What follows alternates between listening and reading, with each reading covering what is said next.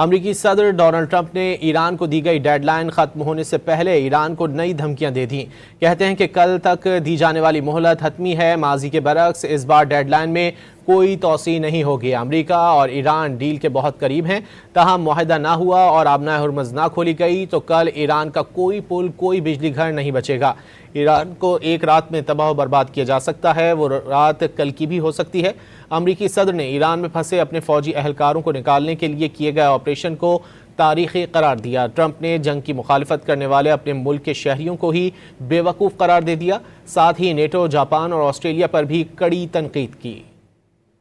The entire country can be taken out in one night, and that night might be tomorrow night. We have a plan, because of the power of our military, where every bridge in Iran will be decimated by 12 o'clock tomorrow night, where every power plant in Iran will be out of business, burning, exploding, and never to be used again. I mean, complete demolition by 12 o'clock.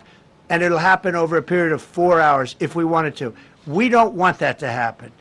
We may even get involved with helping them rebuild their nation. And you know what? If that's the case, the last thing we want to do is start with power plants, which are among the most expensive things, and bridges. You saw the bridge one. We were very close to a deal.